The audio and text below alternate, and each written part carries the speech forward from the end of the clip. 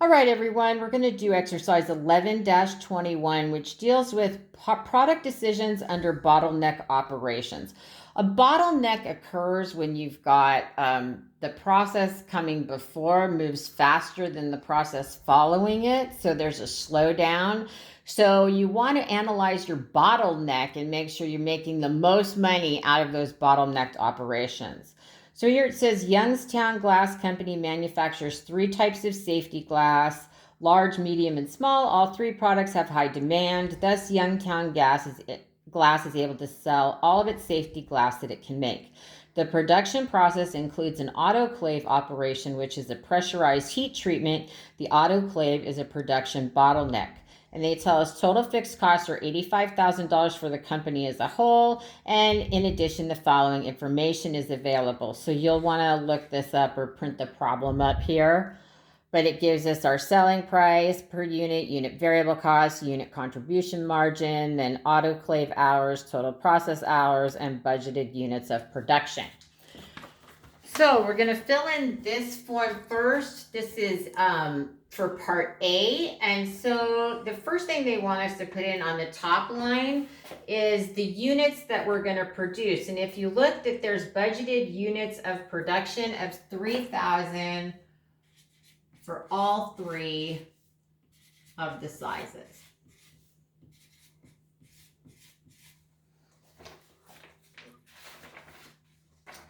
So we've got all that there. Then they want us to calculate out our revenue. So if you're looking at the large,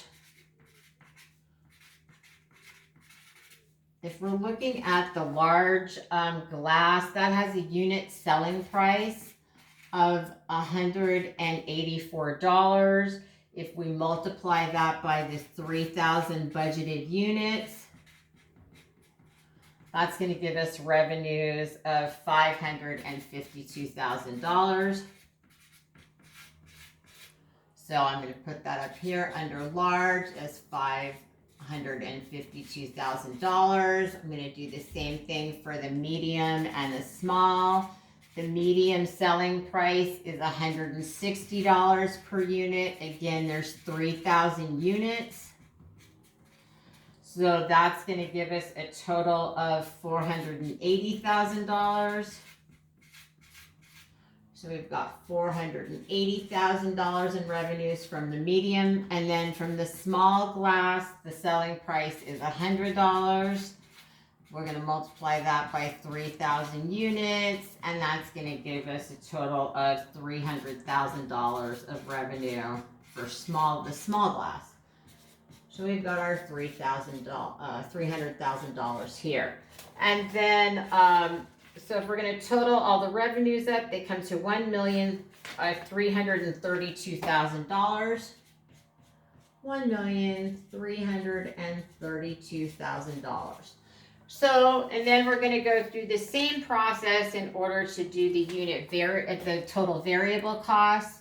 So I'm going to put variable costs here. Again, for the large, the variable unit cost is $130. Whoops. So it's $130 times 3,000 units.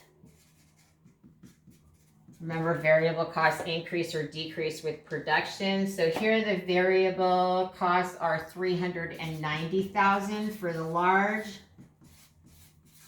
So I'm going to put that up here, $390,000. For the medium, the variable cost per unit is $120. Oops. $120 times 3,000 units for total variable cost of $360,000.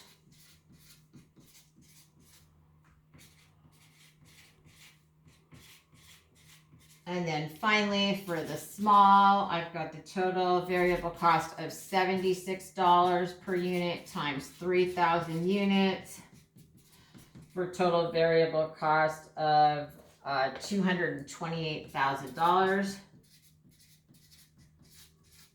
I'm going to put that up here, $228,000. If I add all three of those up, that's going to give me a total cost of $978,000.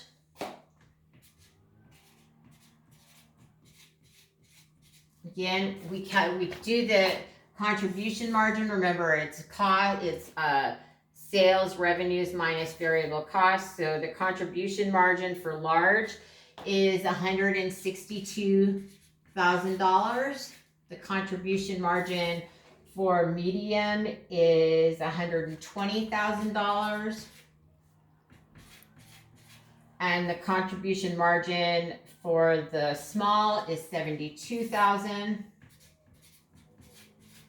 We add all three of those up together, that gives us a total contribution margin of $354,000 for all three units. Then the next step is to subtract the fixed costs. The problem tells us that fixed costs are $85,000, so I'm just going to subtract them here. And that's going to tell me that operating income for Part A would be $269,000. All right, so that's at the current level for A, and they want us to calculate the contribution margin by glass type and total company for income for the budgeted units of production. And then B, they want us to prepare an analysis showing which product is the most profitable per bottleneck hour. So again, this is A, this is B. We're going to set it up here. So we're going to start with the contribution margin. So I have contribution margin, autoclave hours per unit.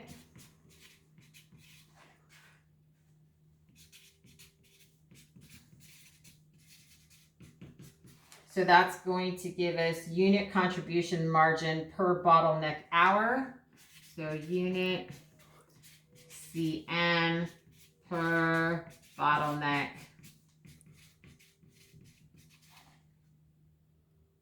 hour. Okay, so that's how you set that up. And we're going to do it for the large again, the medium, and the small. Okay, so the problem has told us what the contribution margin is for each of the items. So for the large, that contribution margin is $54. For the medium, it is $40 per unit. And small is $24 per unit. So we're going to have that. And then the problem tells us how many autoclave hours are used by each unit.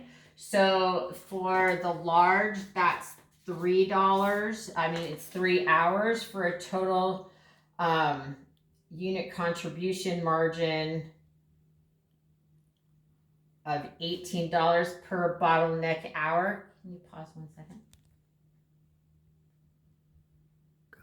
All right, sorry about that. I knew I'd written down something wrong. It's the contribution margin divided by the autoclave hours per unit. So that's why my numbers weren't looking right in my head. 54 contribution margin divided by 3 is a unit contribution margin of $18 per hour at the bottleneck.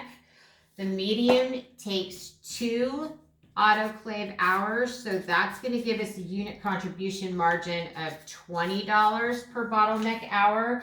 And then finally, the small takes 1, and that's going to give us a unit contribution margin of $24 per bottleneck hour.